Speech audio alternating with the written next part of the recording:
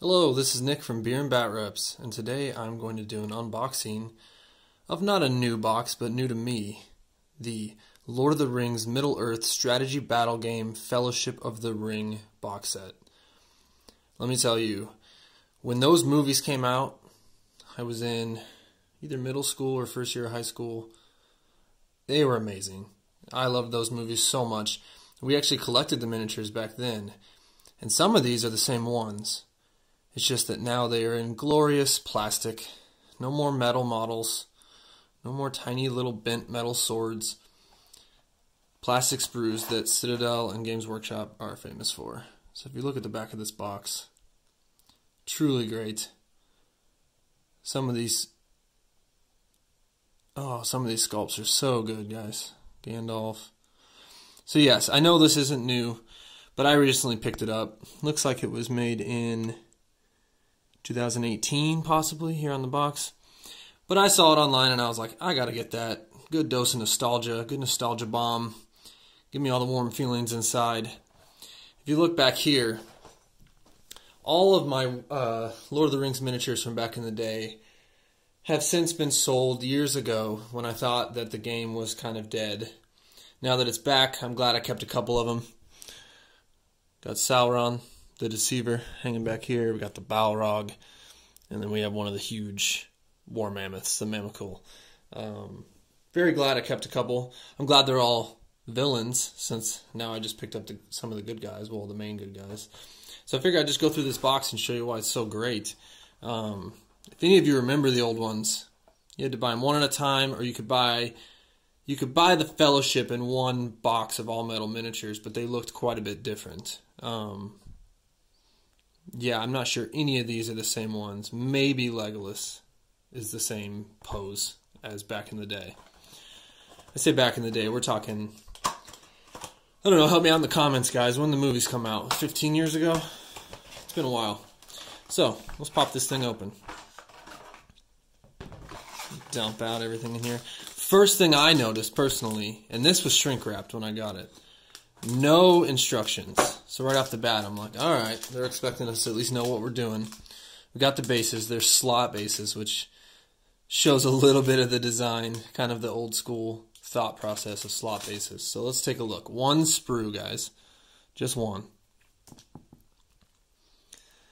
Looks like we've got Samwise, Frodo, Pippin, and Merry.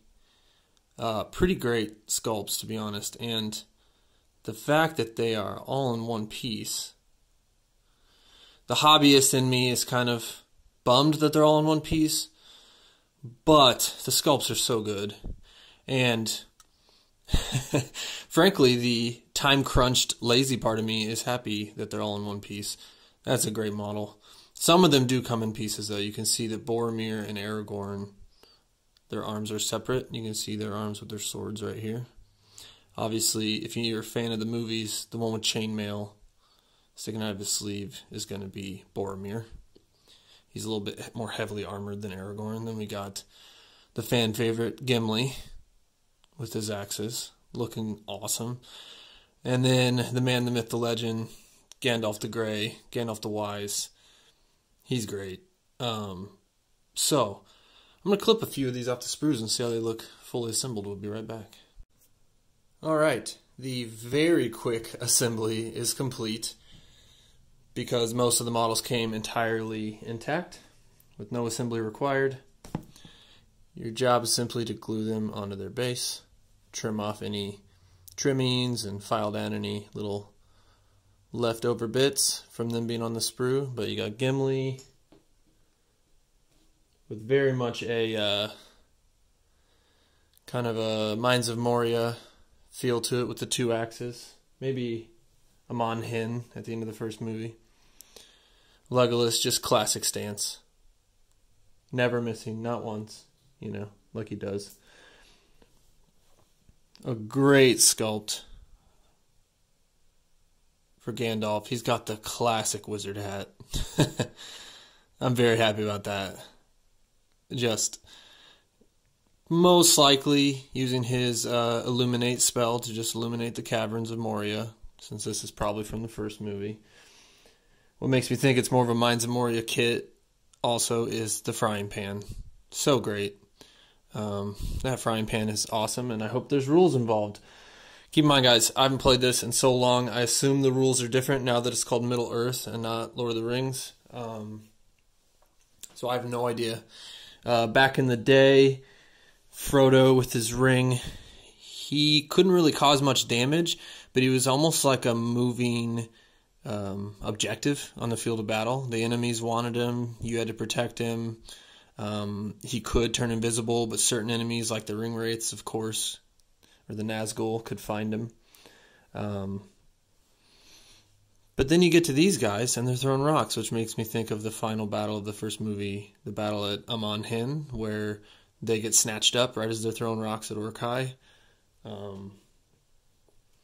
Yeah, he's got a rock in his hand too, like they were trying to protect Boromir as he's getting shot down by arrows. Just a little mix of both. Pretty great classic stance from Aragorn here.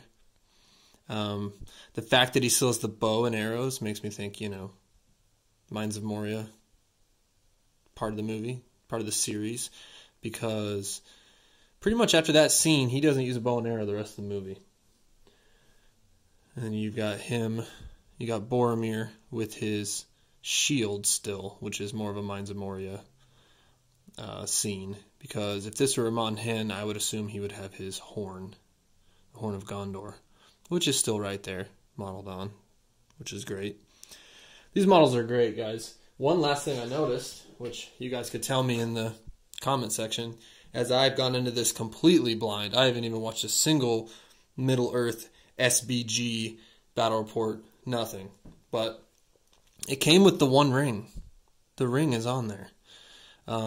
So not really sure why.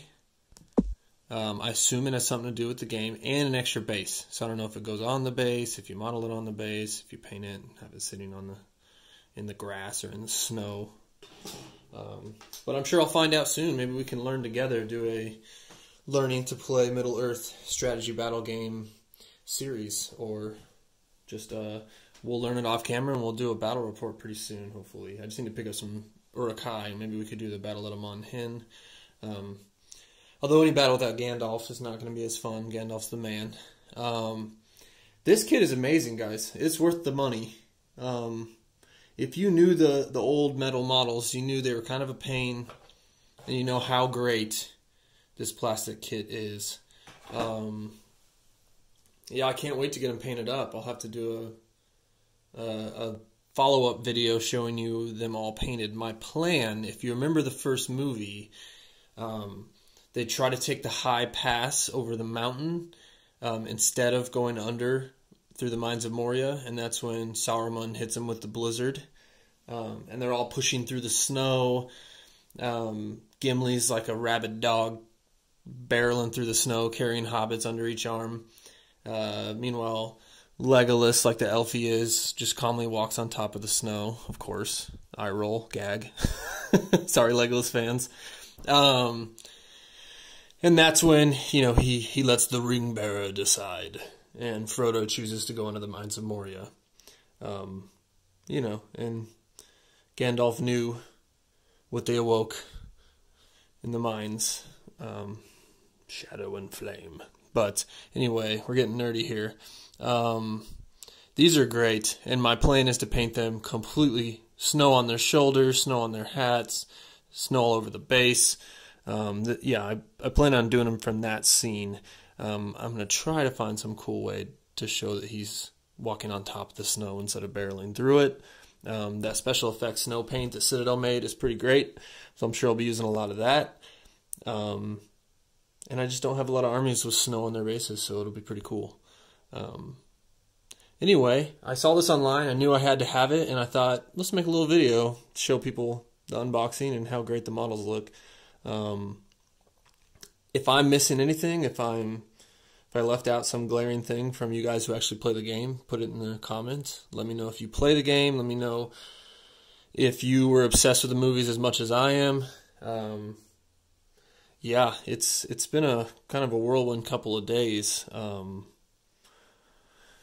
But yeah, I'm so happy to have got this in the mail and open it up so I can display them proudly with my paint jobs from when I was younger with the Balrog. Hopefully we can have a You Shall Not Pass Bridge of Khazad-dûm type thing coming up. Yeah, guys, like, subscribe.